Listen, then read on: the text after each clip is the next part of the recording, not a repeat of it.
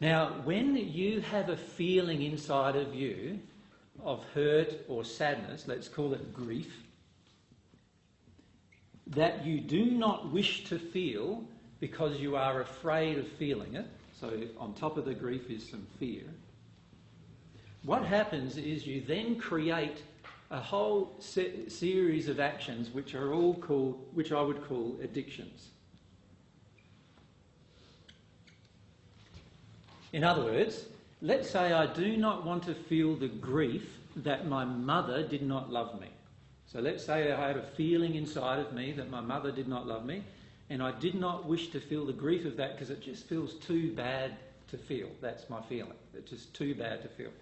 So I'm afraid to feel it because it feels too bad to feel it, or I may be afraid to feel it because when I was a child I started to feel it and I got belted for feeling it. In other words, I got belted for crying all the time when I was around my mother, and so now I've got some fear of violence associated with the grief. So that causes me then to not wish to feel the grief. If that's the case, then I'll go into this addiction of wanting love from women. Does that make sense? Because I can't feel the grief that I was never loved by women, and I'm afraid of feeling that grief for whatever reasons occurred in my life, so now I'll want love from women. So that emotion of wanting love from women is coming out of me. Right? Now, for many, there is also some additional feelings that come out of us, and that is we realise that in the past, in our interactions with women, the way we got love from women might have been by doing what they want. So what we do whenever we're around a woman, we automatically start doing what she wants. And then we get the approval from the woman, and that feels like love. It's not really love, though, is it? Because if we're loved truly, then we don't have to do what somebody wants and we'll still be loved. Right? So it's not real love, but it's what we believe is love because we're afraid to face the grief that's inside of us about a lack of love. Does that make sense? Now, these addictions in particular, which are emotional, so they're emotional in nature, come out of us all the time. No matter with who we interact with, what we're doing, anything that we're not letting go of or grieving and releasing is going to end up being carried around with us as a desire for other people to satisfy. In psychological circles, they call that co-dependency, right? Where you have something inside of you that you need, and the other person fulfills this need, and then they have something inside them that they need, and you fulfill their need, and now there's a bond that the both of you have together, a strong bond. If the needs are very high and the fulfilment of those needs are very high, then it's going to be a very strong bond. If the needs are quite low and the fulfilment of the need is quite low, then it's going to be a very weak bond, but a bond nonetheless. And the only time that we're not going to have a bond is when none of our addictions are getting met. And when none of our addictions get met, what we feel is usually an emotion. So whenever our addictions don't get met, the emotion that we normally feel, so I'll put this as not met, the emotion we normally feel is anger. And this is why some people, you can just look at them and feel angry. Because out of their soul, there is no satisfaction of any of your addictions. Does it make sense to everyone? And so just even looking at them makes you angry.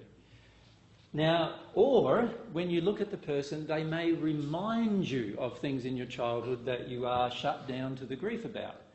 And so just looking at them causes the reminder to occur that you don't want to feel, and now the addiction is I either don't want to see that person because they remind me of these things I don't want to feel, or they, are the kind of person that just does the thing that we don't want to feel all the time, and so we feel upset with them or we feel angry with them. Every single time an addiction is not met, the result will be anger. So if you find yourself getting angry at any time, no matter what you're doing, it's always the result of an addiction not being met. An addiction, remember, which covers over your fear. And the fear, of course, covers over the grief that you need to release inside of yourself. Now, how does all of this affect our relationship with spirits? Well, for the majority of people, we have these injuries that are inside of our soul and that surround us constantly, that are coming out of us towards the rest of the world. Now, the rest of the world includes spirits. Right? There are multiple dimensions. Mathematics has proven 13 of them at this point. And all of those dimensions are populated by people who used to live on the earth at some point in time. And all of our emotions, unresolved or resolved, get projected to not only the people we see, to the physical universe, but to the dimensional universes that are all available as well. In other words, all the spirits who used to be living on earth at some point.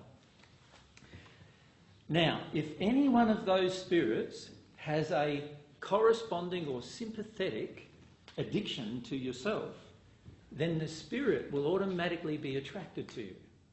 They will automatically enter the barter system with you. They will feel drawn to do it just like a person on earth feels drawn to do it.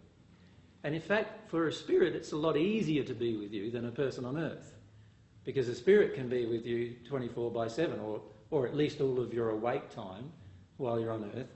And so while you're awake, the entire time you're on earth, any unresolved grief, which is covered over by any fear, which means that you now have a set of addictions, any addiction will create an attraction to a corresponding codependency in any person around you, whether that person is a physical person who lives on the earth, or whether it's a person who has passed, a spirit who has passed over into the spirit world.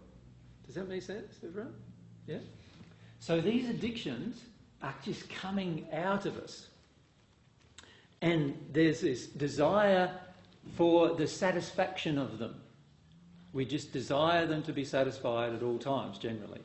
While we do not feel the grief, the addiction is going to be our primary driving force in our life, getting our addictions met. And we'll only feel happy, or what we view as relatively happy, while they're being met. And the instant they don't get met in some way, we'll be generally instantly angry or hurt angry, where we feel hurt or upset with the person, but it's really an anger-based hurt. And this is the issue we face when we're interacting with spirits. Every single spirit who is with us, or what you would classify or what you have heard of in New Age circles as earthbound spirits, every single spirit who is earthbound like this has an addiction they're still trying to meet. And many of their addictions that they're still trying to meet, some of their addictions are physical in nature. In other words, some of them have a desire to drink still, or some of them have a desire for drugs still, or so forth. But the majority of their addictions are related to the emotions that they feel, that they want satisfied still, that they're not getting satisfied, just like they didn't have them satisfied when they were on earth. Now, if that's what happens, then this addiction that I have is going out to everyone, and the most highly likely person who is going to satisfy the addiction is not going to be necessarily a person on the earth. Does that make sense? It's going to probably be a person who's in the spirit world, who's earthbound, who's surrounding the earth. Now, if that's the case, then we've really got to know, firstly, what our addictions are, and secondly, we've got to ask the question of what spirits are around us and what influence do they have on my life. What kind of influence do they have on my day-to-day choices, my day-to-day decisions, and so forth. Now, some people also, we have many addictions generally. Some people have an addiction for glory, or addiction for attention, addiction for approval, addiction for acceptance, addictions that all of these things were things that weren't met when we were little, weren't looked after when we were little, and so we grow up carrying the grief of that. that we don't want to feel, and we finish up projecting out to the world, this is what I want you to give me. Does that make sense?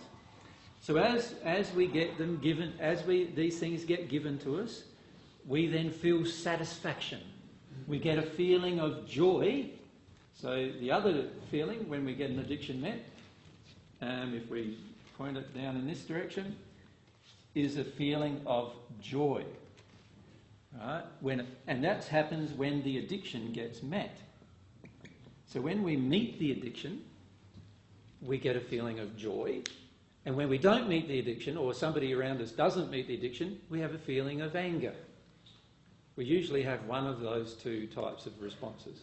Either joy or anger, whether our addiction is either met or not met.